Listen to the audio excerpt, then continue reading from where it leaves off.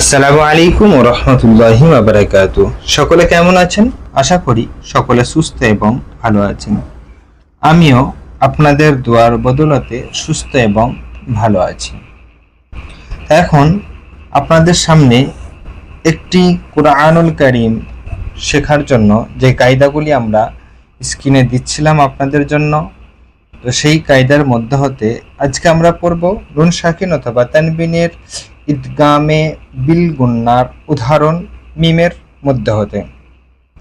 আমরা এর আগেও বলেছিলাম নুন সাকিন অথবা তানবিনের ইদগামে বিলা গুন্নায় কিন্তু নুন সাকিনকে পড়া হয় না, কিন্তু ইদগামে বিল গুন্নায় নুন সাকিনকে মিলিয়ে পড়তে হবে বা নুন সাকিনকে বানানোর সময় বানান করতে হবে বা রিডিংয়ের সময় রিডিং করে পড়তে হবে একসাথে।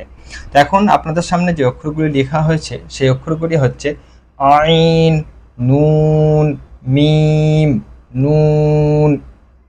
এর হারাকাত দেবো, তারপরে বানান করা শিখবো, তারপরে এর ইজারার দিকে যাব বা রিডিং পড়বো, তারপরে ইজারার দিকে যাব।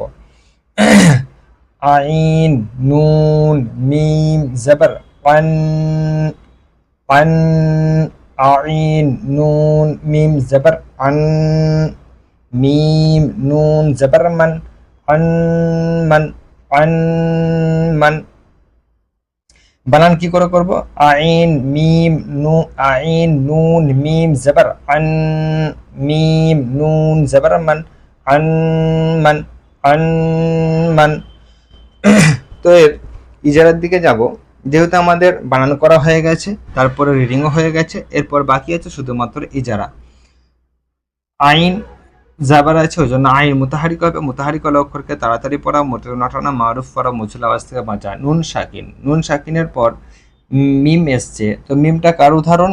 ইদগামে বিল গুন্নার উদাহরণের মধ্যে হতে যে চারটি অক্ষর আছে সেই চারটি অক্ষরের মধ্যে হতে মিম, ওই জন্য এখানে নুন সাকিনের ইদগামে বিল গুন্না হবে।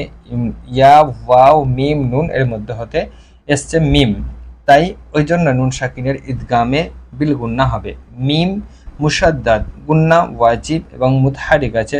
নুন সাকিন, সাকিন আল অক্ষরকে আগের অক্ষরের সঙ্গে মিলিয়ে পড়তে হয়। তো আনমান, আনমান। তো আজকে এই পর্যন্তই, আবারও দেখা হবে ইনশাআল্লাহ তাআলা আরো নতুন এক ভিডিওয়। ততক্ষণ সকলে সুস্থ থাকবেন, ভালো থাকবেন, দোয়া করবেন।